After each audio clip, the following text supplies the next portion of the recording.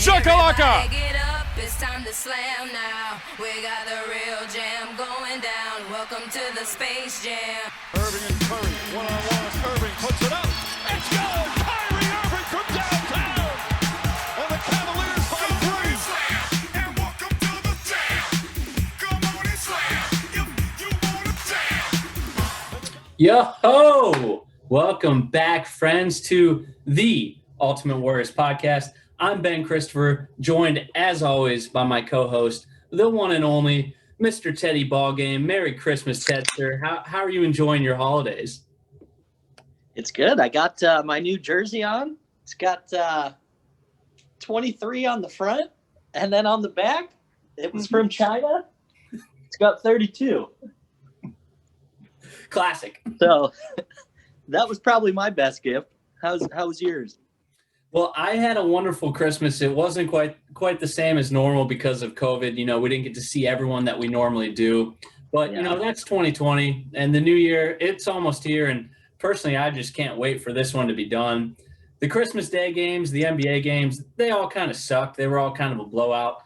Not a single close game, so that was kind of a bummer. But, Ted, you kind of mentioned it. You know, one thing that was funny is I did order you a custom Cavs jersey for Christmas. And obviously, your nickname is Ballgame, so I wanted to get you a Cavs jersey with the nickname on the back. So I ordered a custom jersey number. I was like, hey, what number should I have? I'm getting a custom jersey, 23. Obviously, LeBron James, Michael Jordan, all the best players get 23. Teddy Ballgame deserves 23. So I ordered it for you. Comes in. You already showed it. Ballgame on the back. Looks awesome. Sweet quality. Number 23 on the front, classic 90s Cavs with the black, with the blue wave, you know, Sean Kemp, you can picture him in it. And then I turn it to the back, and it's number 32. So I was like, well, that's weird. That's number 32. I could have sworn I ordered 23. Flip it over, 23 on the front, 32 on the back. So I'm glad that you still liked it. I ended up getting it for free. But that's kind of like it's just a special thing, you know. And I ordered it in China, so I'm sorry, NBAstore.com. I'm not going to pay $150 for a custom jersey. I'm going to pay $25 from China, and every once in a while, you know, you get a little mess up like that. So it happens. Yeah, honestly, I think it made it better with them having it messed up like that. So Ted, I don't know if you saw this, but I was a little upset about that until the day after Christmas. I saw the Knicks were playing, and they actually came out and they had two guys wearing number 23. Mitchell Robinson, he usually wears 23, so that was normal. But Reggie Bullock, he usually wears number 25, and he started the game with the 25 on the front and a 23 on the back. So, Ted, you're not the only one to get a messed up 23 jersey, so that actually made me feel better. I guess whoever made your jersey also made the New York Knicks jerseys. So I don't feel so bad about it anymore. Yeah, it happens to the best of us, I guess. Happens to the best. But, hey, let's get back to hoops, man. We've got our third Ultimate Warrior here, as usual, to get everybody super pumped up for the show today. I'm going to have DJ Andrew Smith give everybody a little rundown. He's your DJ's favorite DJ. He's going to tell you guys what you can expect from the show, and it's going to be just way better than I could do it.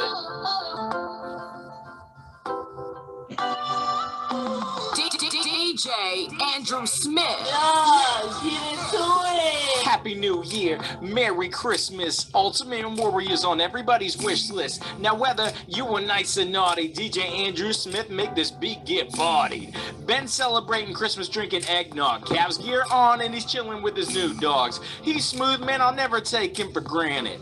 He's more wanted than the Wet Bandits. Chilling on the couch watching Home Alone. Teddy's got more kids than Karl Malone. More lethal than Mark Wahlberg and Shooter. Ted's a majority stockholder in Hooters. 2020, crazy man, I can't believe it. The Cleveland Cavs are undefeated.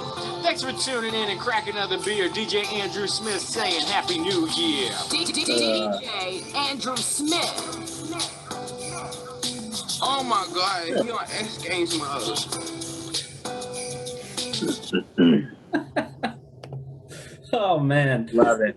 He nailed it as usual. I mean, Andy's the man. He always nails the raps. But let's just get down to it, man. The Cavs. Yeah.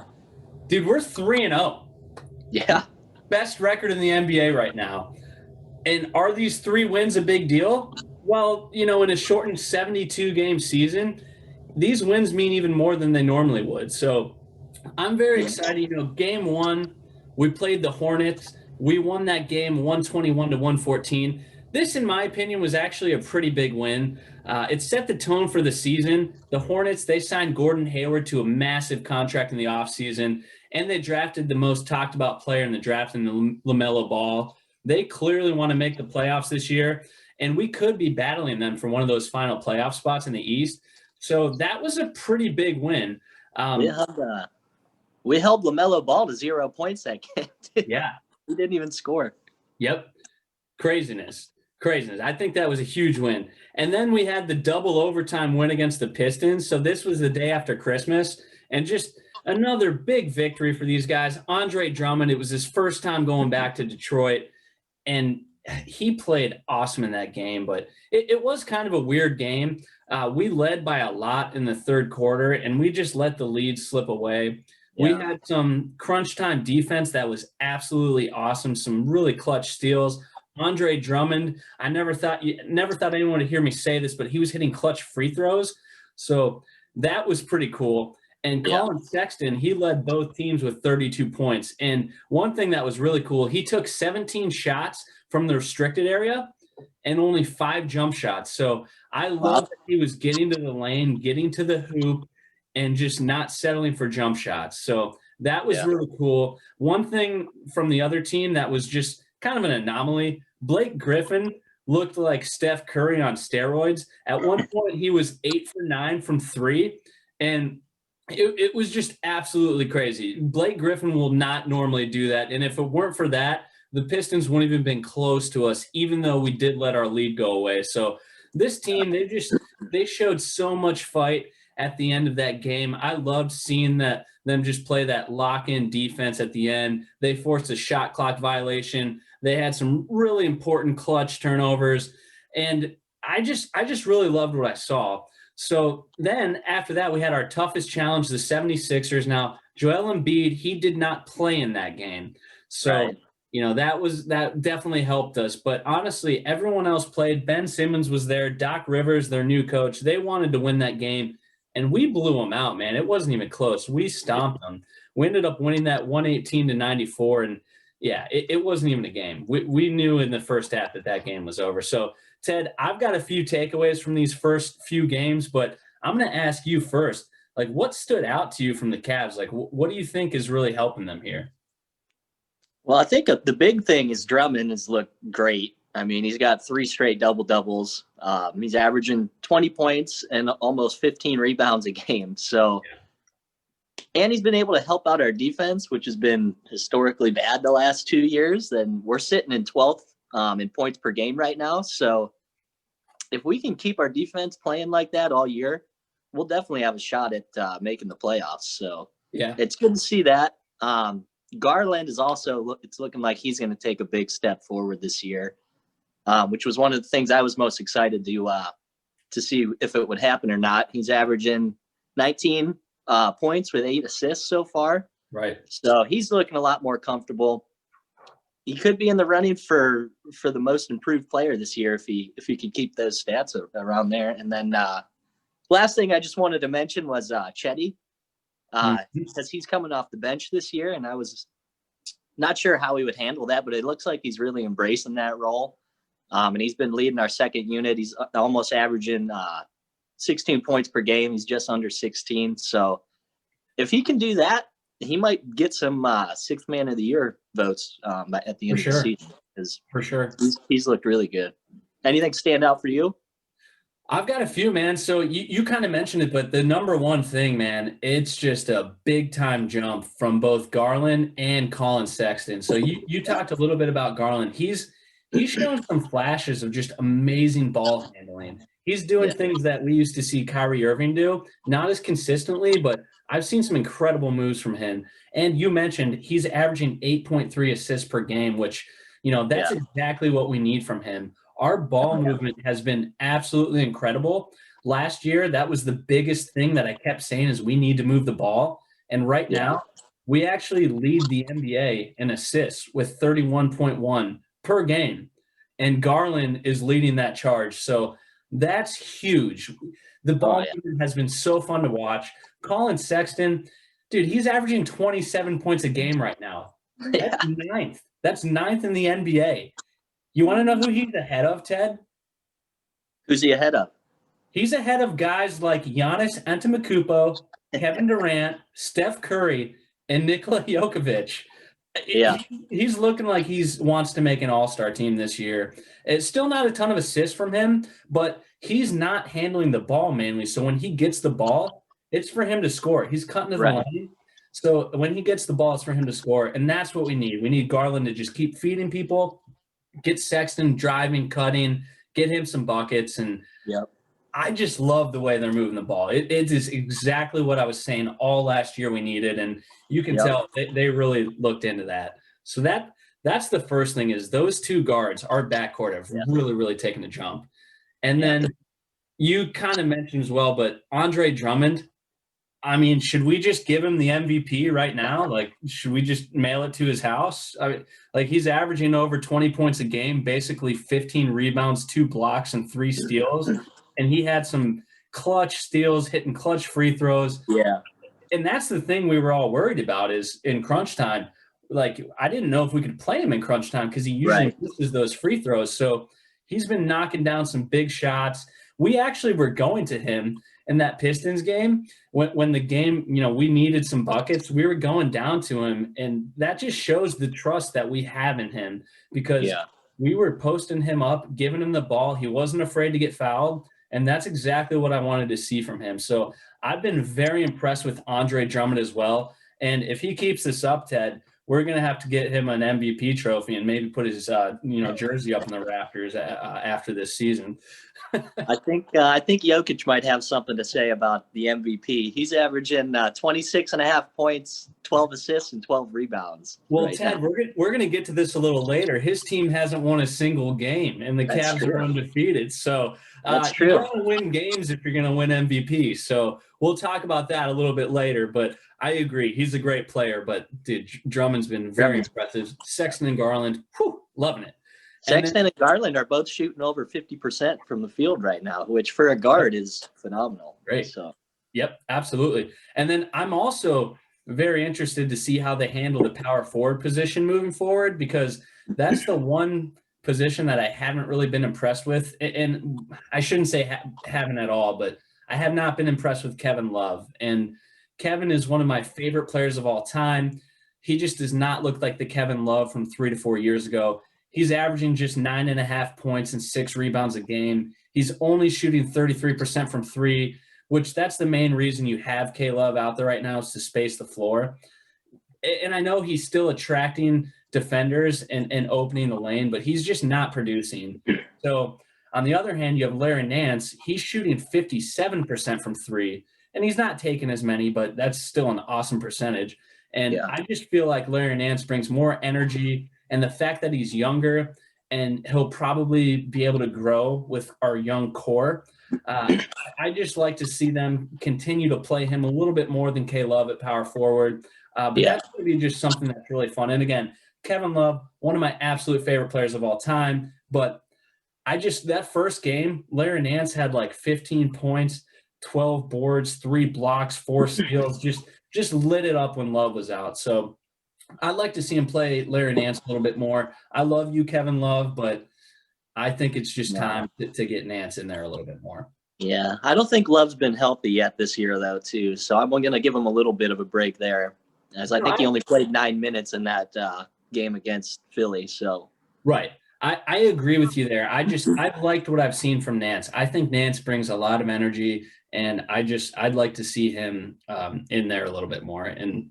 that's just something to keep an eye on is how they work that power forward position. Yeah, they've actually been playing Nance some at the 3.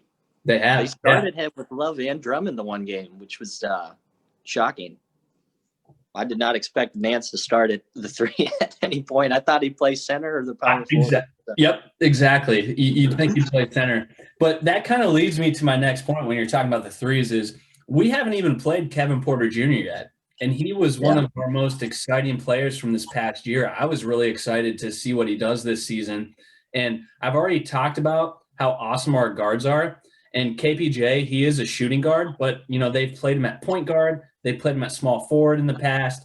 Our rookie, Isaac Okoro, he hasn't been scoring a lot. I think he's averaging like 9 points a game. But with everyone that he's playing with, scoring all these points, they don't need him to score. They need him to play defense, and that's been key to our success right now. So I'm curious to see when Kevin Porter Jr. comes back, just where he gets his minutes from, because, you mentioned Chetty Osman. He's been very, very impressive coming off the bench. He's averaging basically 16 points in just 21 minutes, and he's shooting 53% from three right now. So the Pistons broadcasters, the Detroit Pistons, who we played last week, their broadcasters, they called him the new Kyle Korver for the Cavs, which I never thought I'd hear people say about Chetty. As recently as like last year, you just never expected that. So, Ted, with that in mind, where are Kevin Porter Jr.'s minutes coming from? Who's losing minutes? Where are they coming from? So I think Okora's going to lose some of his minutes because he's playing 37.5 minutes a game right now. Yeah. So I'd expect him to play closer to about 30 minutes moving forward once we get Porter back. And then I think Exum will also lose some minutes. He's playing about 18 minutes a game right now. Or we could look to go smaller lineups and have like Nance at the center or Chetty playing the four or something along those lines. So I think that's kind of what they'll do with those minutes. I was tweeting this out, particularly over that Pistons game. I've been impressed with Exum. When he comes in, he moves the ball well. He led our team in assists that game, and he played like 15 minutes. Like, he's been awesome just in moving the ball and setting guys up. So I like Exum. I hope they keep him in the rotation. I agree. I think most of them are going to come from Okora. I think he'll probably, take about half of those minutes until they kind of see – the best, because Porter really at the end of last season he really had it like just in a little break out there the last half of the games season.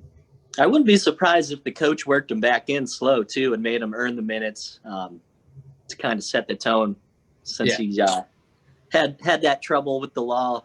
I know it ended up getting dropped, but stop carrying guns and weed around.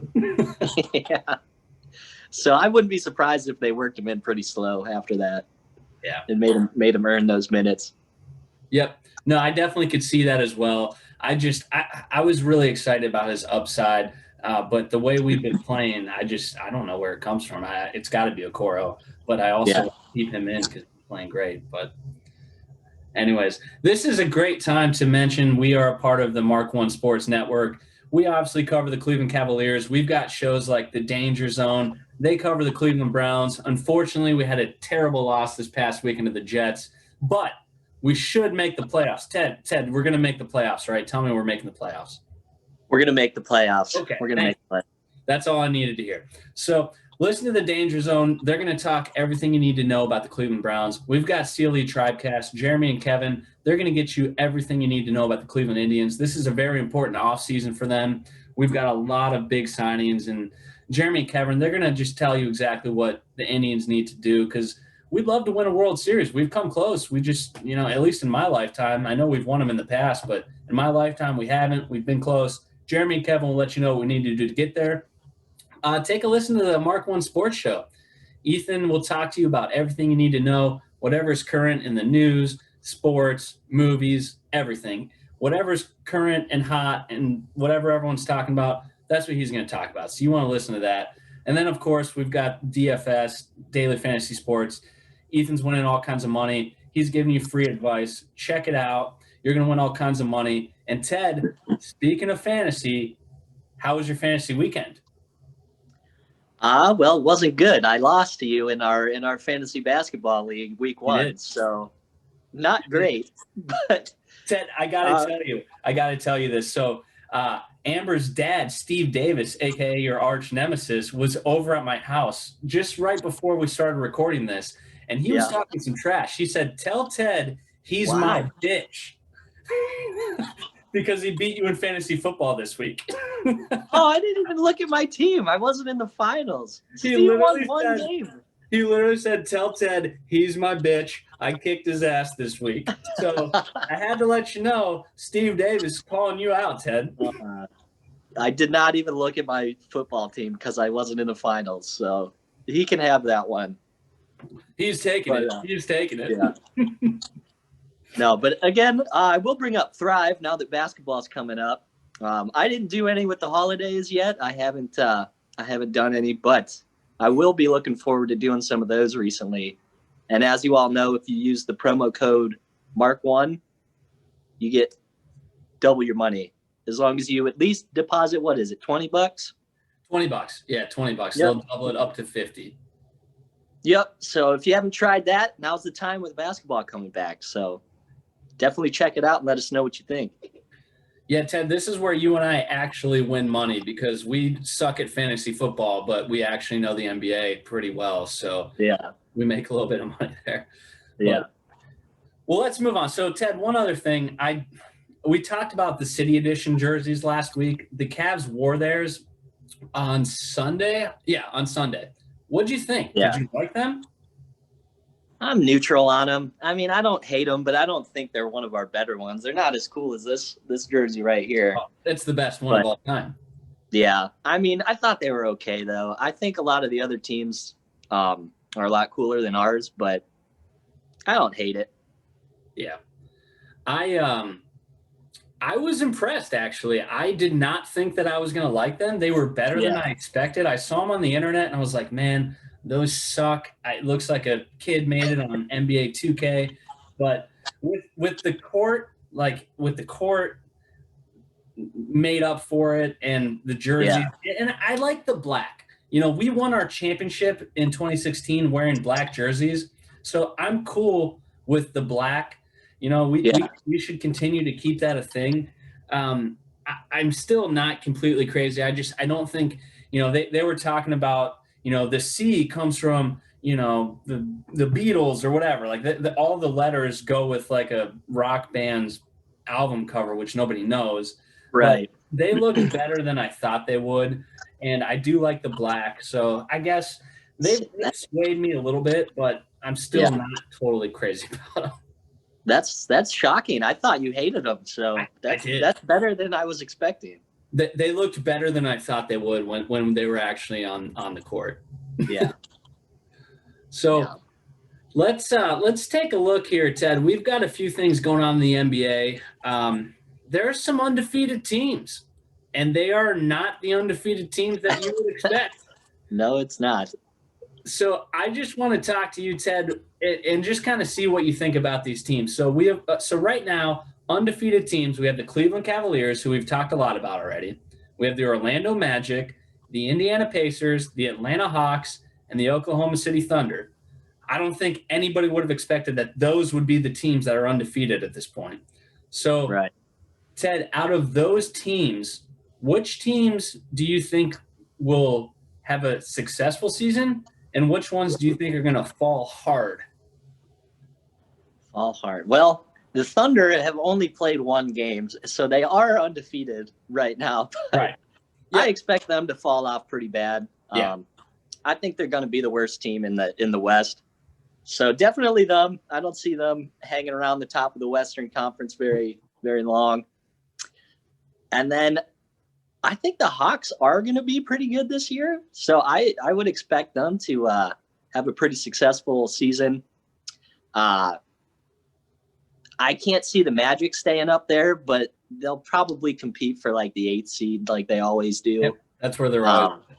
Yeah, so I don't see them staying at the top, but they'll have the year they always have, middle of the pack. All right. What about you? You see any falling off or staying up there? Well, so I've been very impressed with the Cavs. We already said in our preview, I think the Cavs are making the playoffs. It will probably be the play-in spot, whether they're the 7 or the 9. You know, I think they're going to be somewhere in that range. But besides the Cavs, to me, I've got to say the Hawks are going to continue. Yeah. They made big moves this offseason. signing Bogdanovich, who, we talked about. The Bucks really, really wish they would have had him. Yeah. And Trae Young, he's improving into an all-NBA type player, and they're just looking like a real threat. Trae is actually the second leading scorer in the league right now with 36.5 points a game. He's just a scoring machine. Yeah. So I don't think the Hawks are going to win the East by any means, but they're going to continue to grow, and I think they're going to continue to be good. And then, on the other hand, Ted, you mentioned them. The Thunder are going to fall hard, man. They're going to fall very hard. They are the only team in that group that's only played one game, so I almost didn't even include them. But, technically they're undefeated, so I had to give them some love. But they traded away Chris Paul. They traded away Steven Adams. They let Dino Gallinari go in the offseason. And with the Hawks, right? He signed with the Hawks? Yep, he's on the Hawks. Exactly. So just another great move for the Hawks. They acquired a ton of draft picks in those trades, and they want to tank this year. They want draft picks, man. So it's no surprise. Nobody's surprised by this take, but the Thunder are going to fall hard. Yeah. Very hard. And I think the Cavs and the Hawks are going to keep it up. The Cavs are not going to go 72-0, but they're going to make the playoffs. Not with that attitude. Not with that attitude. I hope they do. If they do, Ted, you can put a pie in my face or whatever and say, you said they wouldn't go 72-0. We would tie the Warriors record, right? With most wins in a season. That would be awesome if we tied their record in a shortened season. Just go undefeated. Yeah. Yep. So those were the undefeated teams. We also have some teams that have not won a single game yet, and some of them are pretty interesting. Again, it's only 1 week, but it's still an interesting thing to watch. So in the East, we have the Toronto Raptors and Washington Wizards. They both had a lot of buzz during the preseason and, kind of coming into the season. The Wizards obviously got Westbrook. The Raptors were in the finals 2 years ago. They won the finals. I shouldn't even say in the finals. They won the finals. They won the championship 2 years ago. They still have most of their team, obviously not Kawhi Leonard, but they're a very good team. And then in the West, we have the Houston Rockets, the Memphis Grizzlies, and the Denver Nuggets. Some high-profile teams in both conferences have not looked so great starting off this season. So, Ted, the same question, who's going to recover and be fine, and who are you worried about? So the Nuggets are going to be fine. They have too much talent. They're 0-2 right now, but I expect them to bounce back and be, have a home playoff game, be in the top 4. The team I'm actually kind of worried about is the Raptors. I feel like all their best players are maxed out on their potential right now, and they don't have a whole lot of room to grow. And then, Lowry's another year older, and they lost Marc Gasol and Ibaka and replaced that with Aaron Baines. Yeah, I hate Aaron. Which I think is a pretty significant drop-off. So I could actually see them, if they don't get it turned around sooner than later and having a slow start, I could see them missing the playoffs this year. Wow. Yeah, that's a take, man. I knew you'd like that one. I'm slightly worried about the Raptors. I think they're going to be okay. Pascal Siakam is an absolute monster. Kyle Lowry's getting older every year. Freddie Van Buckets was hitting big shots. Unfortunately, they lost their last couple games, but I think they'll be okay. The team that I'm most worried about is the Houston Rockets. And that's because James Harden clearly does not want to be there. This is an easy take, but I don't think he's going to be there much longer. They're going to find somewhere to put him. He actually had a great game. He leads the league in scoring.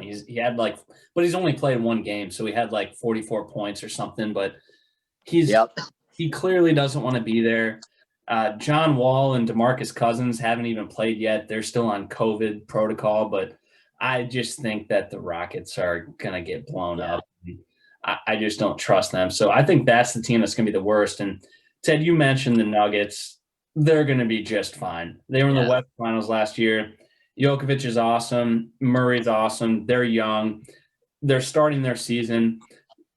They're going to be just fine. So those are the two teams for me. I am a little bit worried about the Wizards. I thought that they would start a little stronger. They're 0-3, and with the Westbrook and Beal backcourt, I just thought that would be enough to get it done. And both of them are putting up big numbers, but they're just not getting it done. So Yeah, I'm a little bit worried about them as well. I can't believe you didn't talk about the Memphis Grizzlies. That's like your favorite team. I thought for sure you'd bring them up. Well, Ben, they are playing right now, actually, and Ja Morant he left in a wheelchair. Ted, he's on my fantasy team. Don't tell me that. Yeah, apparently he left on a wheelchair. I don't know what exactly happened, but that's not good for the Grizzlies. So I'm a little worried for them now. Well, Ted, we've talked about this before, but one time Paul Pierce left the NBA Finals in a wheelchair because he shit his pants. So do you think that Ja Morant trapped himself? No, apparently he came down on somebody's foot. So, well, maybe he did shit himself while he came down. I don't know. Everyone thought Paul Pierce came down hard too, but it turned out he just fell down and shit himself. So you never know.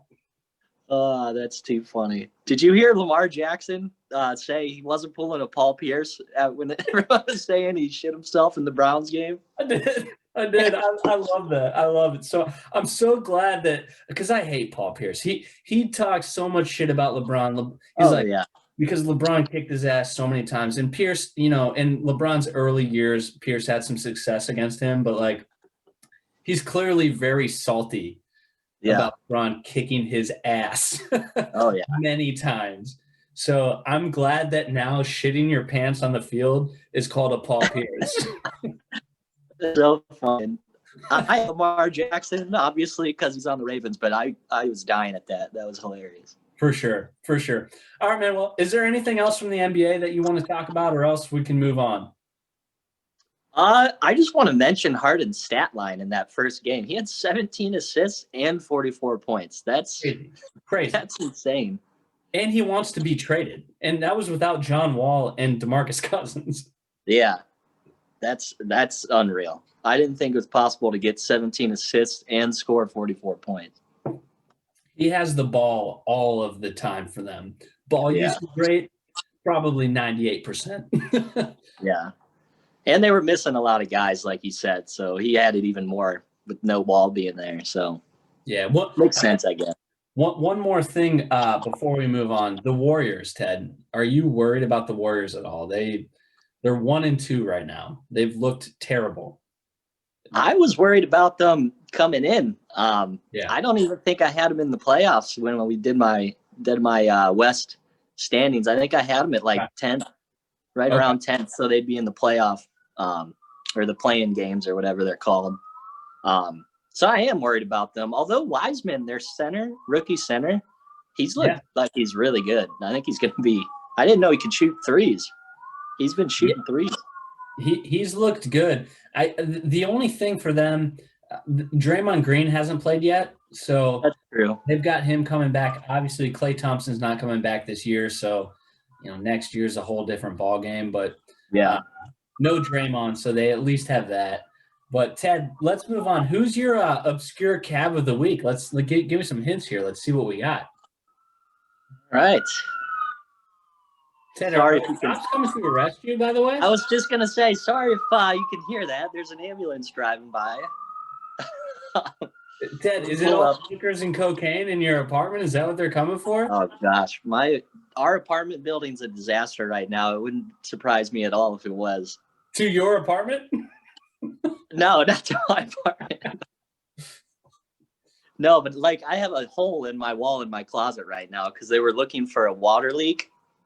And I've had the hole in my closet now for 3 weeks and they haven't fixed it. So COVID, man. I don't know what they're doing, but all right, here's the obscure Cav. He had a career average of 9.4 points per game. Okay. He was on the Cavs from 2002 to 2005. And he was drafted the same year as Carlos Boozer. And he is one of 13 players to ever score 100 points in a high school game. Oh, easy. DeJuan Wagner. Yeah. Easy. That last one gave it away, right? Yeah, the Boozer thing. I think I Boozer. knew that. Yeah, I remember that draft. I was big on him, man. When we drafted him, I Yeah. knew he scored 100 points in high school. I was like, hell yeah, this guy's gonna be lighting up the NBA. And then Boozer ended up being the better of the two players. Yep. But- Dude, there was recently a I want to say it was Slam. There was like a Slam article with DeJuan Wagner saying that like if he would have stayed healthy, LeBron never would have needed to leave because he would have been like the Pippen to his Jordan. He did have a lot. He got hit with Yeah. injuries, and it kind of derailed him. Oh, Maybe. And just think if Boozer wouldn't have left us like he did. He was a legitimate all-star on that, like during that time span. Like the Cavs, I think we could have won a championship. We could have extended Boozer, and we didn't because we were going to sign him to a higher contract. So Yeah. we unrestricted him, and then he signed with the Jazz. Like, Just imagine if he was on those teams instead of Drew Gooden. He was like a legit all-star. Like, Yeah. He was great. He was great. Yeah. I think we could have won a championship if he stayed. Would have been awesome. Him and Big Z down there. The what ifs, the what ifs. Yeah. But Fuck Carlos Boozer. dude, he's the worst. He's the worst. Absolutely. All right, man. Well, hey, thank you guys for tuning in. Ted, I think we're done unless you have anything else. Anything you want to say to the people here? Yeah, thanks for listening, guys. And never forget, Warriors blew a 3-1 lead. Yes, they did. Yes, they did. Seconds. It's over. It's over. Cleveland is a city of champions once again.